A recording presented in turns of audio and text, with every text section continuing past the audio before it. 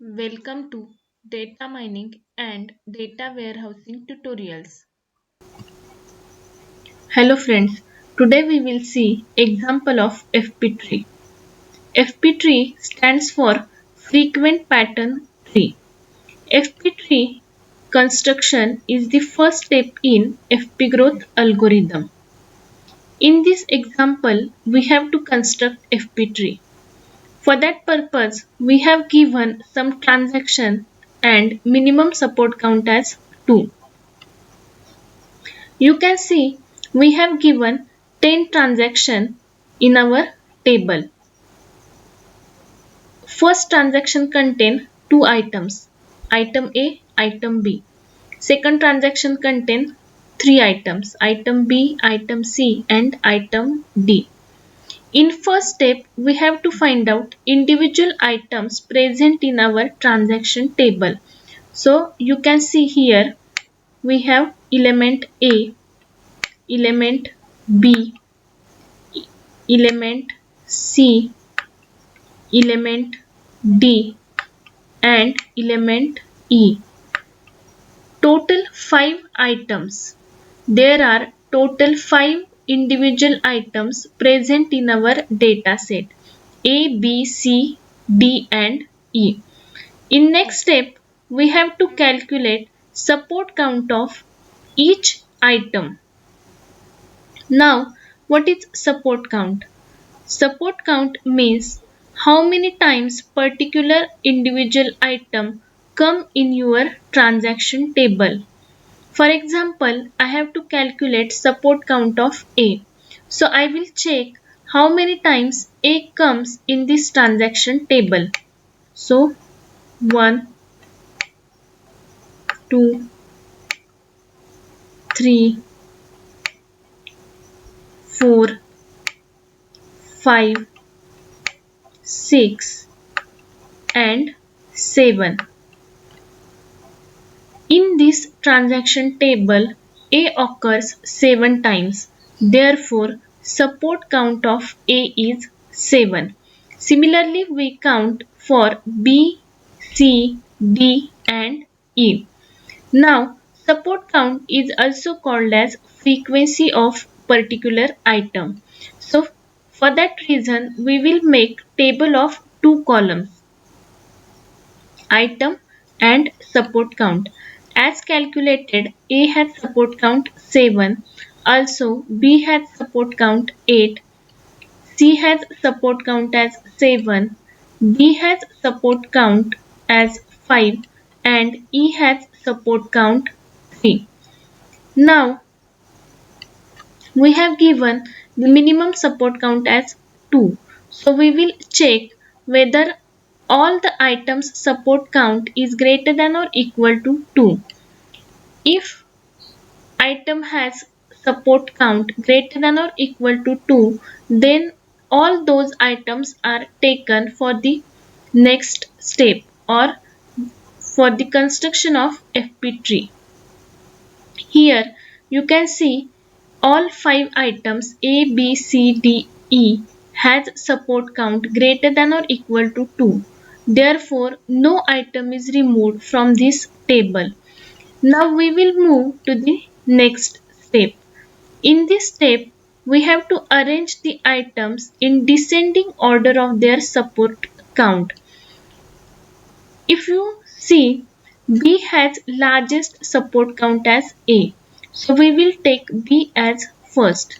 Then A has support count 7. After that C has support count 7. D has support count 5 and E has support count as 3. Here you can see A and C both have the same support count as 7. So here you can also take C first and A later.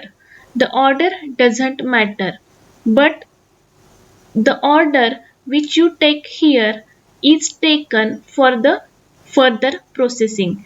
Here I am taking A first and C later.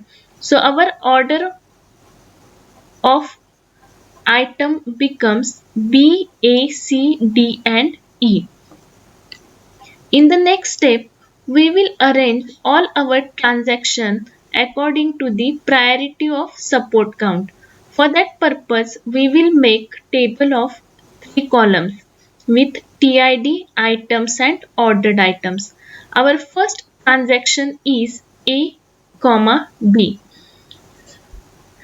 Here A had support count 7 and B had support count 8. According to descending order, B has the highest priority. Hence, ordered list became B, A.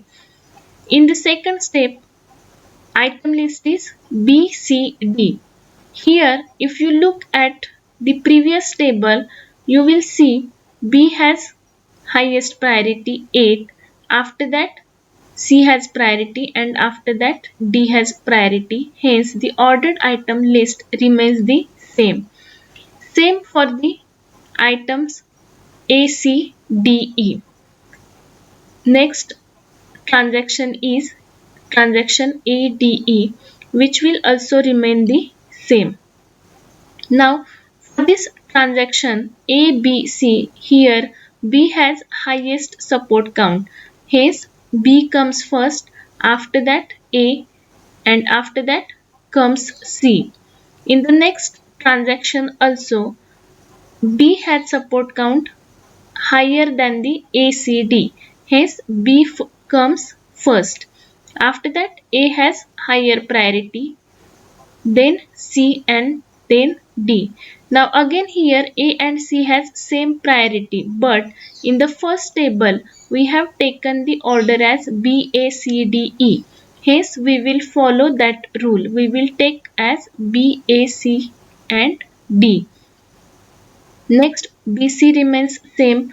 Similarly, all other items are arranged according to the descending order of their support count, and this ordered items list is taken for further processing of FP tree construction.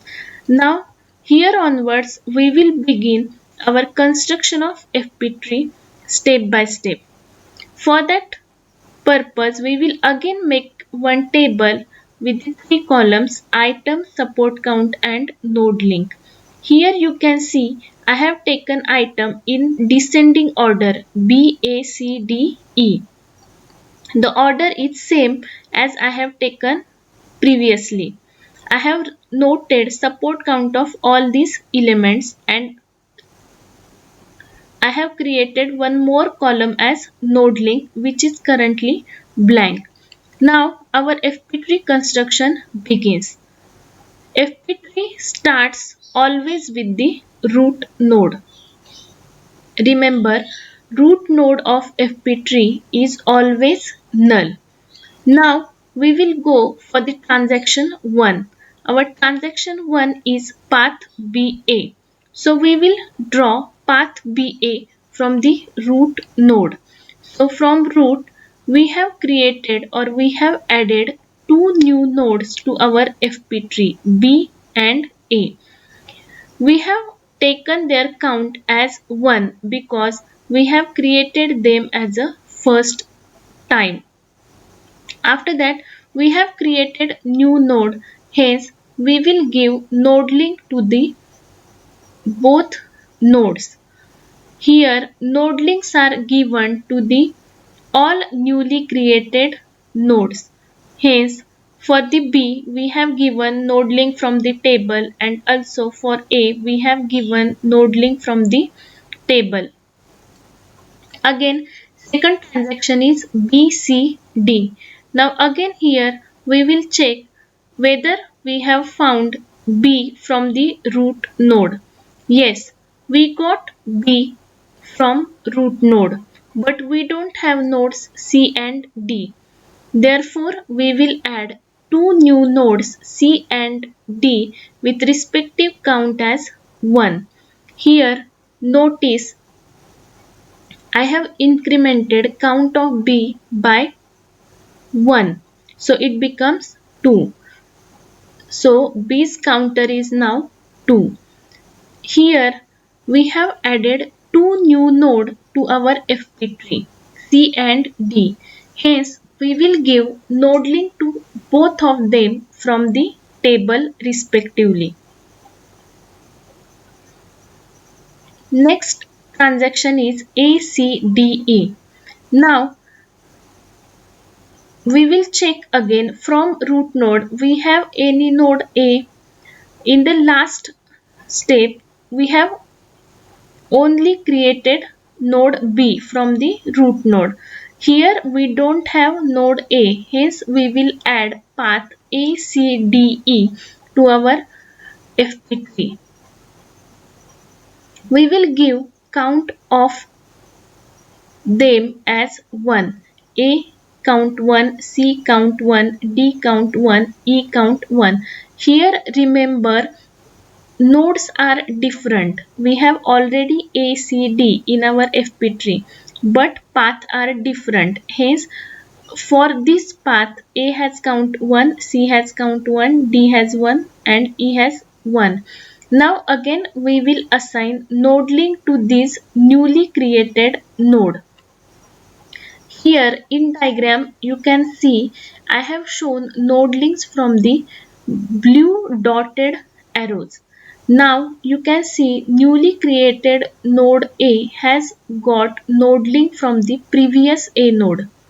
Newly created C node has got node link from the previous C node.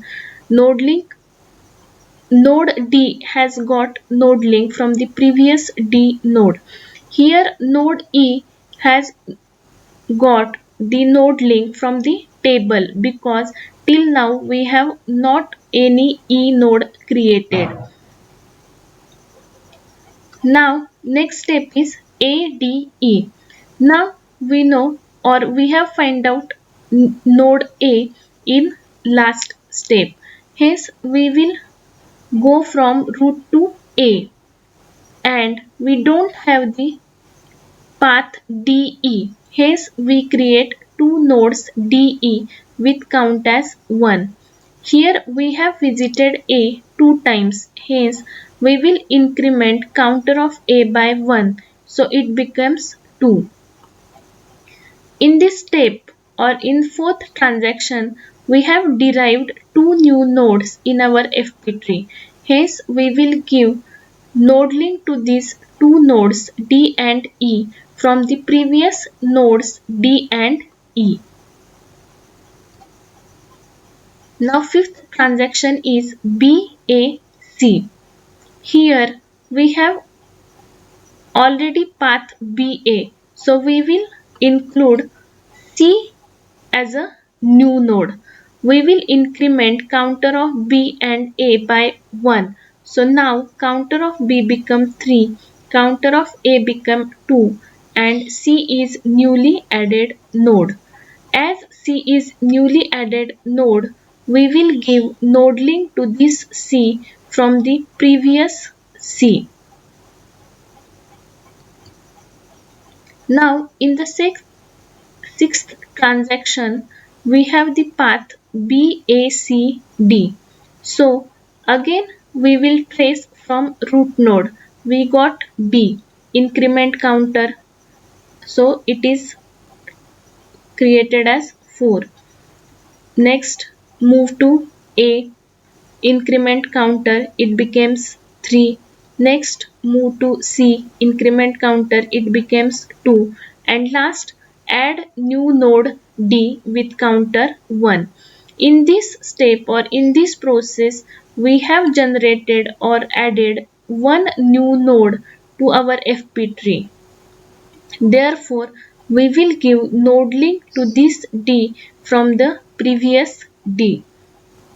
Now for seventh transaction BC, we will trace from the root node. We got both the nodes B and C. Therefore, we will increment count of both by 1. Therefore, count of B becomes 5 and count of C became 2. Here, we have not added any node to our FP tree. Therefore, no node link is provided in this step. For 8th transaction, we have path BAC. we already have this path in our FP tree from root node. So we will increment only counter. Therefore, B's count becomes 6, A's count becomes 4 and C's count becomes 3. Here also we have not added any new node to our FP tree. Therefore, there is no addition of any node link. Only count is incremented. For path 9, we have transaction BAD. Here from root node we have traced the path BA. So counter of B incremented by 1, so it becomes 7. A's counter becomes 5 and we have added new node D with count 1. Now in this step we have added new node D. Therefore, we will give node link to this new node D from the previous node D. Again, I will tell you node links are shown by dotted arrows. For the 10th transaction BCE, we have traced path BCE. We have incremented counter B as 8, C as 3 and we have added new node E to this FP tree. Again I said we will add node link to this newly created E from the previous E. Here our construction of FP tree is completed and our final FP tree will look like this. You can also check whether your example is correct or not by looking at this FP tree. Now here you can see B has support count 8. So in this tree we have got B as support count or count as 8. Next, A has support count 7. So you can check A with count as 5 plus A with count as 2. 5 plus 2 becomes 7. So this is also correct. Now C has count as 7. C has support count 7. So we will again check C with count as 3 plus 3, 6. 6 plus 1, 7. So this is also correct. Next, D has support count 5. So we will check D 1 plus 1, 2 plus 1, 3 plus 1, 4 plus 1, 5. So D had support count 5. This is also correct. And finally, E had support count 3. So E 1 plus 1, 2, 2 plus 1, 3. So all the items with its support count are tally and all are correct. Hence our final FP tree is correct. This is our final FP tree. So the things to remember in this example that root node is always null. Node links are always shown by dotted arrow and paths are always traced by our normal arrow. जर तुम्हाला हा video समजला असेल, आवडला असेल तर व्हिडिओला नक्की लाईक करा, शेअर करा आणि तुम्ही जर या चॅनलवरती नवीन असाल तर अशाच नवनवीन व्हिडिओसाठी कम्प्युटरची दुनिया चॅनलला सबस्क्राईब करायला विसरू नका. Thank you.